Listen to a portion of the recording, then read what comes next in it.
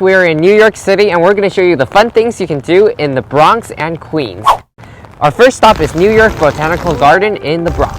Founded in 1891, this is a 250-acre site containing a landscape with over 1 million living plants. First, we're checking out the orchid show, Floras in Fashion. The hair on that mannequin is actually an air plant, and they can take in water and nutrients without roots. Many tropical orchids hug the tree.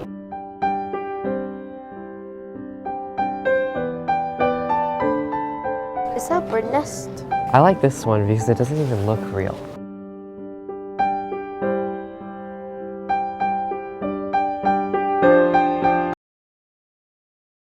It does smell like chocolate chip. I thought they were just naming it to be cute, but it actually does. It looks like a beehive.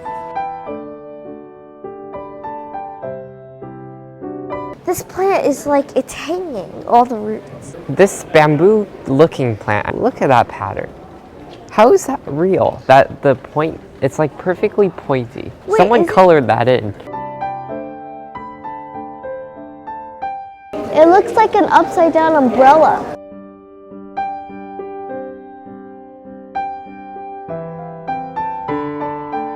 This one's called the Breathless Good Woman. The more I read these orchid names, the more I realize that scientists don't know what they completely just make stuff up.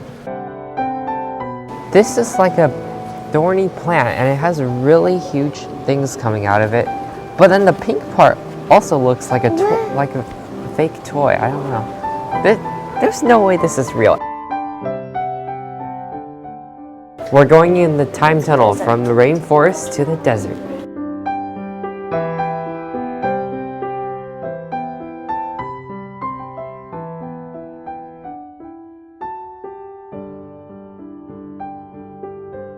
Oh my, right above. That's like some video game plant.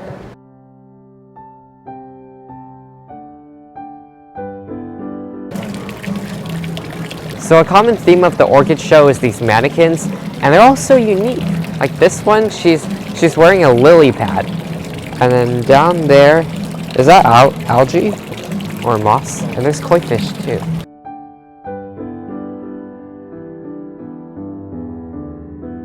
And that is the orchid show at New York Botanical Garden. I like all the variety of plants that you can see throughout the whole exhibit.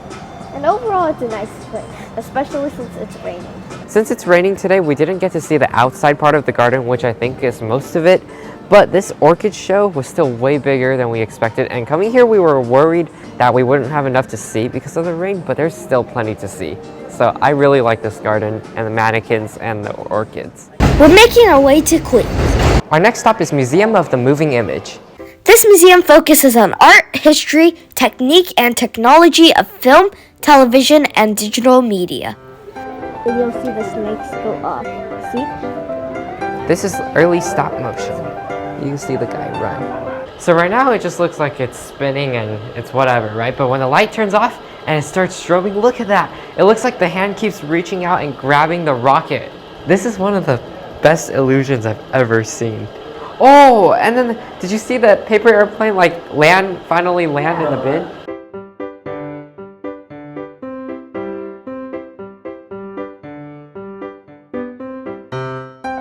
Now I'm making a stop motion animation.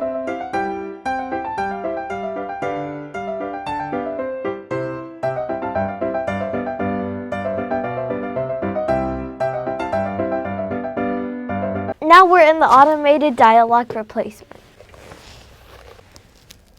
I pledge allegiance to the band of Mr. Schneebly. I pledge allegiance to the band of Mr. Schneebly. I pledge allegiance to the band of Mr. Schneebly. And will not fight him for creative control. And will defer to him as on all issues related to the musical direction of the... Oh, it cut me off. It's fine.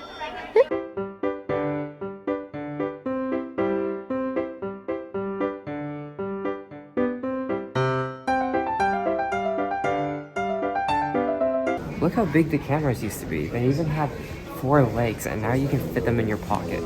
They're like this or even smaller.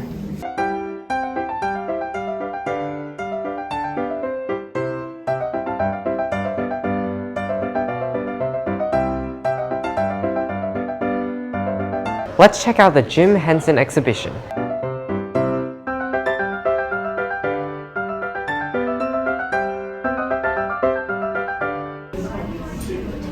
See what it's like to perform a puppet on screen. Her name is Luna, she's a peach, but don't leave food within her reach, or baby. Her name is Luna, she's a peach, but don't leave food within her reach, or baby. I didn't realize how big Big Bird actually is. Doesn't have 2 eyes.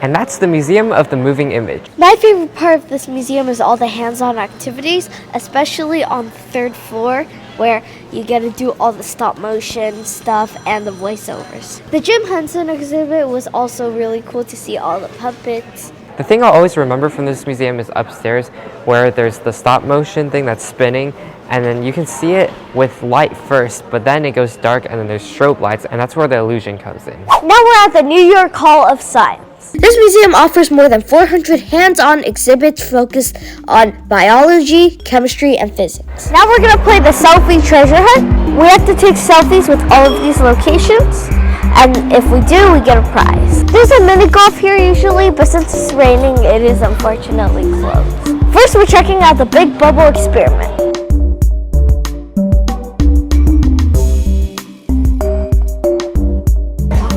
Oh, got it. Got it.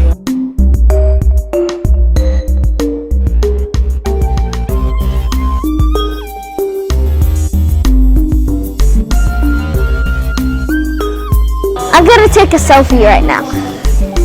This is Size Skate. This is a place where kids get to skate around. I've done skating before, let me tell you, it was very hard and I slipped like 1,000 times. Next is the Connected Worlds exhibit.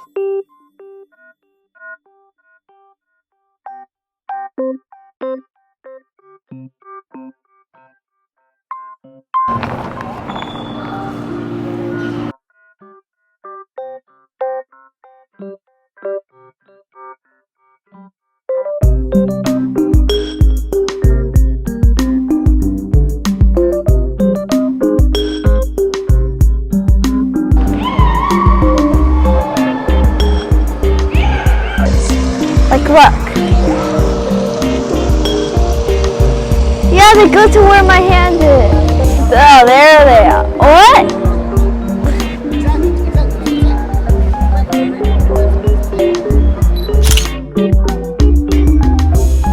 And now for the selfie with the design lab.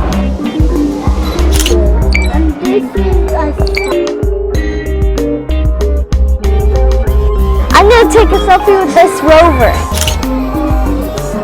There's the rover. 1,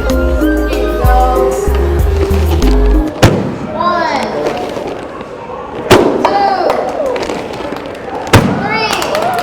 3. And that is the New York Hall of Science. My favorite section was the Connected Worlds because it was very naturey and there are a lot of interactive things in that exhibit.